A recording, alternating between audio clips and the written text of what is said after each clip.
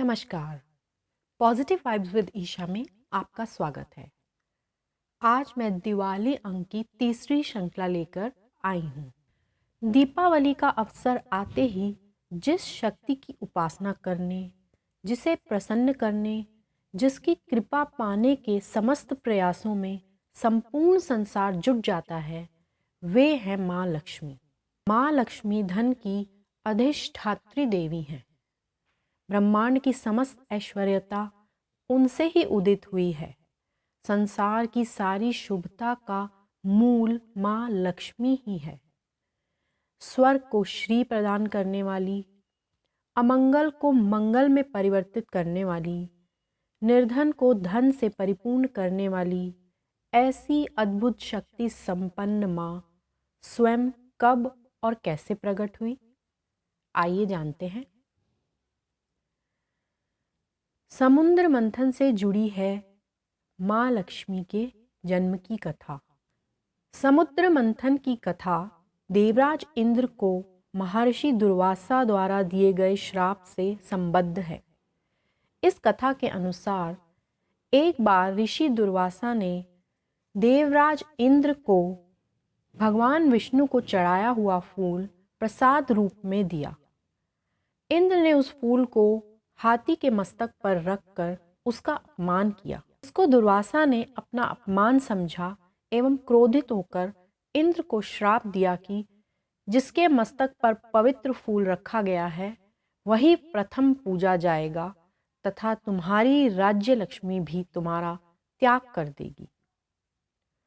दुर्वासा के श्राप से इंद्र घबरा गए और दौड़े दौड़े ब्रह्मा जी के पास पहुंचे।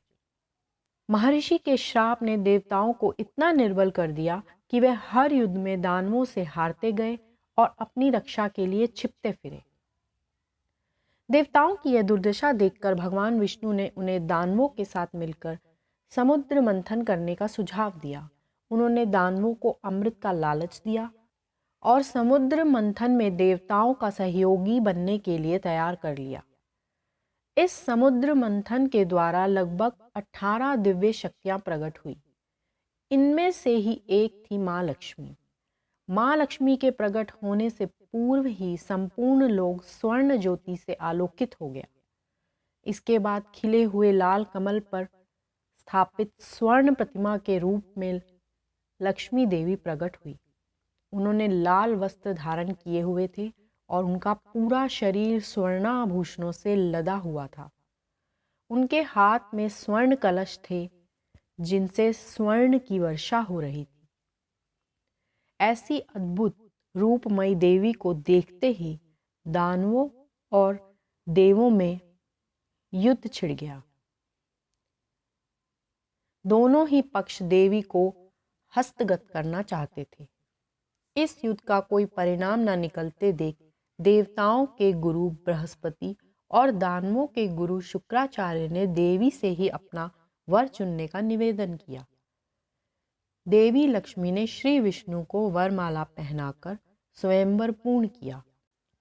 इस प्रकार ब्रह्मांड को धन, वैभव, शक्ति, सौंदर्य और सौभाग्य की अधिष्ठात्री देवी प्राप्त हुई। दीपावली को लेकर हिंदुओं में माता लक्ष्मी की एक कथा बहुत प्रचलित है। एक बार कार्तिक मास की अमावस को लक्ष्मी जी भ्रमण पर निकली, लेकिन पूरी दुनिया में चारों ओर अंधकार था। वे रास्ता भूल गई तो निश्चय किया कि रात्रि वे मृत्युलोक में गुजार लेंगी और सूर्योदय पश्चात बैकुंठ धाम लौट जाएंगी। मगर उन्होंने पाया कि सभी लोग अपने अपने घरों में दरवाज़ा बंद करके सो रहे हैं। मगर इसी अंधेरे में उन्हें एक द्वार खुला दिखा जिसमें एक दीपक की लौ टिमटिमा रही थी। वे उस प्रकाश की ओर चल दी जहां एक वृद्ध महिला को चरखा चलाते देखा। रात्रि विश्राम की अनुमति लेकर वह उसी कुटिया में रुकी। वृद्धा माँ लक्ष्मी देवी को बिस्तर आदि देकर दोबारा काम में जुट गई। चरखा चलाते चलाते वृद्धा की आंख लग गई। अगली सुबह दूसरे दिन उठने पर उसने पाया कि अतिथि जा चुकी है, लेकिन कुटिया की जगह पर एक शानदार महल खड़ा हो चुका है। हर और धन धान्य हीरे जवाहरात बिखरे थे। तब से कार्तिक अमावस्या की रात दीप जलाने की प्रथा चली आ रही है। लोग द्वार खोलकर लक्ष्मी देवी के आगमन की प्रतीक्षा करने लगे। कथा की फलश्रुति यह है कि माँ लक्ष्मी देवी जैसे उस वृद्धा पर प्रसन्न हुई, वैसे सब पर प्रसन्न हो। इस त्योहार को मनाने का मुख्य उद्देश्य घर में उजाला और घर के हर कोने को प्रकाशित करना है। कहा जाता है कि दीपावली के दिन भगवान श्री रामचंद्र जी 14 वर्ष का वनवास पूरा कर अयोध्या आए थे। अयोध्या वासियों ने अपनी खुशी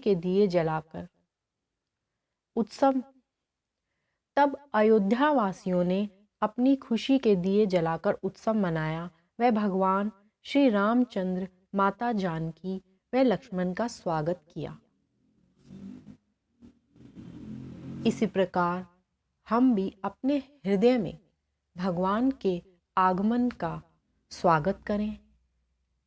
आप सभी को दीपावली की हार्दिक शुभकामनाएं। धन्यवाद।